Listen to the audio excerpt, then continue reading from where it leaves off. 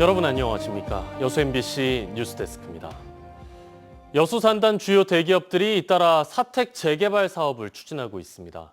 직원들의 주거 안정과 정주 여건 개선을 위한다지만 막대한 시세 차익에 대한 비판과 특혜라는 지적도 있습니다. 문형철 기자입니다. 총 면적 15만 제곱미터 규모의 롯데케미칼 사택 부지입니다. 롯데 측은 이곳에 재개발을 추진하기로 하고 행정 절차를 밟고 있습니다.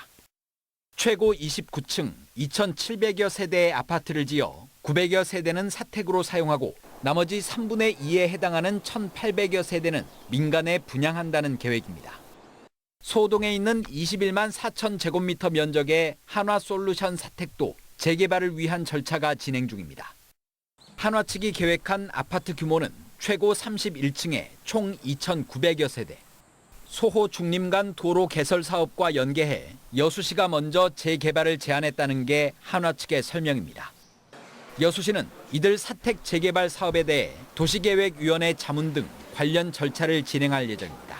고층화가 되면 주변 정주 환경 피해 부분이라든가 기반시설 용량 부분이라든가 이런 부분들이 충분히 검토가 돼야 되기 때문에 또 공감대도 형성이 좀 필요하고. 두 기업의 사택이 준공된 건 1970년대 후반. 지어진 지 40년이 넘은 탓에 단열 문제와 누수 등 노후화로 인한 불편이 적지 않습니다. 업체 근로자들은 젊은 직원들이 인근 도시로 빠져나가는 것을 막고 여수 지역의 전반적인 정주 여건도 개선할 수 있다며 사택 재개발에 긍정적인 반응입니다. 좋은 환경 쪽에서 재개발이 되고 리스크가 없다면 재개발하는 데 있어서는 저희들도 충분히 공감하고 있다. 반면 우려의 목소리도 만만치 않습니다. 사택 정비를 명분으로 대단지 아파트를 분양해 개발 이익을 챙기는 건 바람직하지 않고 공동화 현상도 더욱 심해질 수밖에 없다는 겁니다. 일부 사택은 고층 아파트를 짓기 위해서는 부지 용도를 2종 일반 주거지역으로 변경해야 하는데 벌써부터 특혜 시비가 일고 있습니다. 직원들에게 좀 더 나은 환경을 제공하기 위해서 사택을 짓는 것인데 일반에게 분양해서 그 건축비를 얻어서 너희에게 해줄게? 이건 말이 안 되는 거거든요. 여수 산단 대기업들의 사택은 모두 13곳. 대부분 지어진 지 30년이 넘어 대대적인 정비가 필요한 상황이어서 사택 재개발을 둘러싼 논의는 더욱 본격화할 것으로 보입니다. MBC 뉴스 문형철입니다. 계속 평행선입니다. 동부권 지역사회의 거센 반발 속에서도 전남도가 국립의대 정부 추천대학 선정을 위한 용역 절차를 강행하고 나섰습니다. 전남도는 오늘 용역기관인 에이티커니 코리아와 법무법인 지평 컨소시엄이 참여한 가운데 정부 추천 용역 착수 보고회를 갖고 선정 절차에 본격적으로 나섰습니다. 도는 용역기관이 3단계 절차를 거쳐 추천 대학을 선정하면 오는 10월까지 의대 설립 대학을 정부에 추천할 예정입니다. 한편 순천시를 포함한 전남 동부권 지역사회는 이런 전남도의 공모 절차 철회를 여전히 강도 높게 촉구하고 있어 당분간 이를 둘러싼 갈등이 계속될 전망입니다. 내년 12월로 예정된 누리호 4차 발사를 앞두고 고흥 나로우주센터에서 75톤급 액체 엔진에 대한 첫 연소 시험이 순조롭게 진행됐습니다. 우주항공청과 한국항공우주연구원은 최근 누리호 4차 발사를 위한 첫 비행 모델 액체 엔진의 조립과 성능 검증 수락 연소 시험을 정상적으로 마쳤고 현재 결과를 분석 중이라며 내년 1월까지 비행 모델 엔진이 입고되는 대로 연소 시험을 이어가고 11월부터는 기체 조립이 시작된다고 밝혔습니다.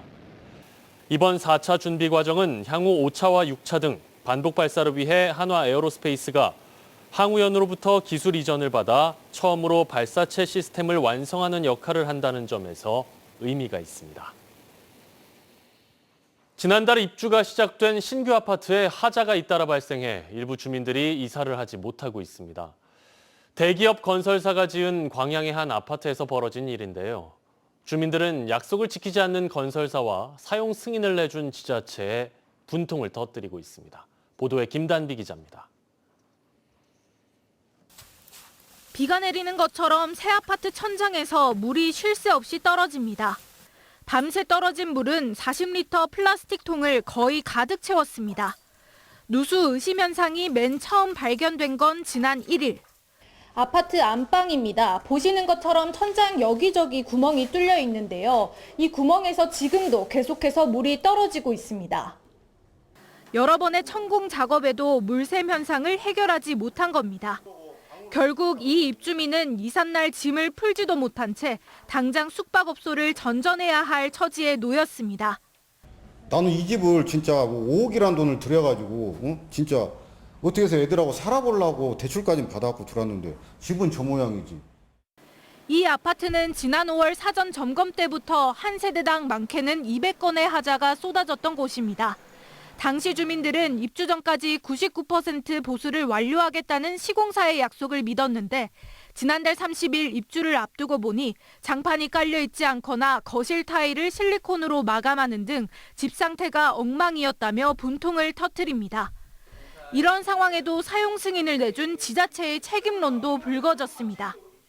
모든 집에 최소 100건이거든요? 네. 근데 이상 없던가요? 지금 예상으로 주세요. 100건이 안 되는 집이 없어요. 납득이 안 돼요. 시공사 측은 최근 인력과 자재 수급이 원활하지 않아 하자 처리가 지연됐다고 해명했습니다. 동마다 하자 점검 담당자를 배치하고 하자 완료 시 입주민 확인을 반드시 거치겠다고 밝혔습니다. 저희가 빨리 하도록 하겠습니다. 최대한 저희가 성심성의껏 해놓을 거니까요. 시행사가 약속한 하자 보수 완료 기간은 오는 19일입니다. 해당 자치단체인 광양시는 시공사의 개선안이 잘 이행되는지 지속적으로 확인해 입주민들의 불편을 해소할 계획이라고 밝혔습니다. MBC 뉴스 김담입니다. 여수의 한 파출소가 인근 신도심의 치안 수요 증가로 포화 상태를 겪고 있습니다. 오래된 건물에 경찰관을 늘리는 식으로 치안 수요를 메꿔왔는데요. 이제는 경찰관 한 명이 온전히 쉴 공간조차 없을 정도입니다. 최황지 기자입니다. 방안 벽면에 2m 높이의 사물함이 일렬로 서 있습니다. 커튼을 걷어보니 성인 남성 한 명이 겨우 누울 수 있는 공간이 나옵니다. 32명이 근무하는 파출소의 휴게실이자 당직실입니다. 한 사람이 겨우 눕고 일어날 수 있는 공간에 사물함을 더 놓을 곳도 없어 여경을 추가로 배치하고 싶어도 못하는 실정입니다. 여수 신기동에 위치한 이 파출소, 인근 세계동을 관할합니다. 인구수는 43,500여 명, 경찰관 1인당 담당 인구수는 1,300여 명에 달합니다. 전국 평균 309명보다 3배 더 많습니다. 웅천동의 인구 증가에 경찰관을 계속 늘리고 있지만 청사는 이미 포화 상태입니다. 잠깐 휴게를 해야 하는 시간이 있는데 충분한 휴식을 못하고 하니까 업무 효율성도 좀 떨어지는 것 같고 교대 근무할 때도 인원이 늘어나다 보니까 이제 사람들이 치면서 최근 1년간 이 파출소의 112 신고 처리 건수는 6,900여 건입니다. 이 중 웅천동이 4,500여 건으로 65%를 차지합니다. 경찰 측은 빠른 출동을 위해서라도 신도심 이전이 절실하다는 설명입니다. 웅천 쪽으로 옮겨가면 순찰차를 증원하고 인력을 증원해서 주민들에게 조금 더 빠른 시간 내에 다가갈 수 있는 치안 서비스를 제공할 수 있을 거라고. 여수 웅천동을 중심으로 원활한 치안 서비스를 위해 파출소 이전 요구가 계속되고 있습니다. 정치권을 중심으로 중학교와 주민센터 등의 신설 요구는 있어 왔지만 경찰이 관할 파출소 이설을 추진하는 건 처음입니다. 파출소가 위치해 있는 구도심 주민들은 아쉬움을 나타내고 있습니다. 모든 게 자기 위치에 있는 게 낫지. 그것도 있다가 없어져 버리면 이 지역이 좀 안 좋잖아. 여수경찰은 신도심의 급격한 인구 증가에 청사의 확장 이전이 급한 만큼 이달 중 신축 부지를 확보하기 위한 여수시와의 협의를 이어나갈 계획입니다. MBC 뉴스 최황지입니다. 전남 노사민정이 취약 노동자들의 안전과 노동 권익 보호에 적극 나서기로 했습니다.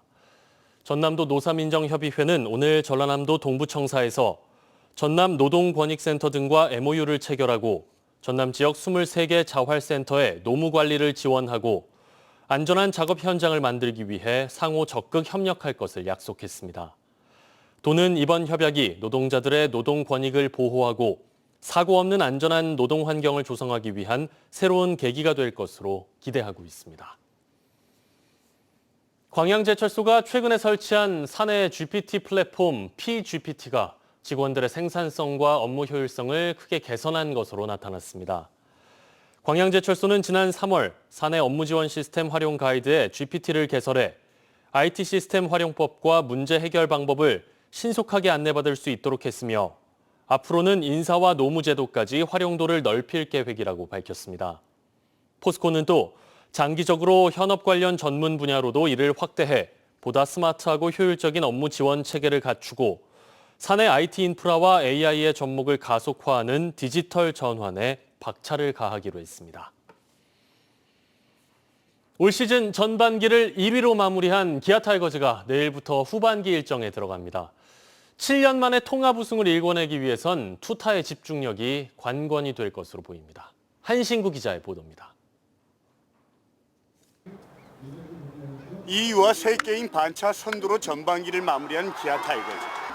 투타 양면에서 압도적인 수치가 위기에서도 선두를 굳게 지킨 원동력이었습니다. 팀 타율과 출루율, 팀 홈런은 물론 평균 자책점에서도 1위를 달렸습니다. 김도영과 최용우, 내일 등 주축 선수들의 활약도 빛났지만 잇몸 야구도 한몫했습니다. 주축 선수들이 부상으로 이탈해도 황동아와 홍종표, 서건창 등 백업 선수들이 알토란 같은 활약으로 순위 싸움에서 버텨가는 힘이 됐습니다. 기아 타이거즈의 전반기 최종 성적은 48승 2무 33패, 승률 5할 9푼 3厘. 그렇지만 좀 더 힘을 내야 우승으로 가는 길이 수월해질 수 있습니다. 지난 10년 동안 정규리그 우승팀은 순위 싸움이 치열했던 2021년을 빼곤 모두 6할 승률을 넘었기 때문입니다. 이를 위해선 선발 투수진이 조금 더 힘을 내줘야 하는데 부상으로 이탈한 윌 크로우에 6주 대체 용병으로 합류한 캠 알드레드의 선택의 시간도 다가오고 있습니다. 상위권 팀들하고 던질 때 이 친구가 어떤 피칭을 하는지를 중요하게 잘 체크를 하도록 하겠습니다. 전반기 막판 정혜영의 부상 이탈과 잦은 등판으로 인한 불펜진의 뒷문부락, 그리고 87개로 경기당 1개골이 넘는 압도적인 실책은 정규 시즌 1위와 함께 한국 시리즈 우승을 위해 반드시 풀어야 할 숙제로 꼽히고 있습니다. 보다 많은 실책수가 나오고 있기 때문에 그런 부분들을 조금 선수들하고 코칭 스태프하고도 전반기 마지막에 많은 얘기를 나눴고 후반기 첫 상대는 2위 팀인 LG. 첫 단추를 잘 끼우면 2017년처럼 통합 우승의 길은 한결 수월해질 수 있습니다. MBC 뉴스 한신구입니다. 프로축구 K리그2 전남 드래곤즈가 안산 그리너스에 승리하며 10경기 무패 행진을 이어갔습니다. 전남은 어제 안산 와스타디움에서 열린 원정 경기에서 하남의 멀티골에 힘입어 안산을 2대1로 이겼습니다. 현재 전남은 10승 5무 4패, 승점 35점을 기록해 한 경기를 덜 치른 선두 FC 안양을 승점 2점 차로 바짝 추격하고 있습니다.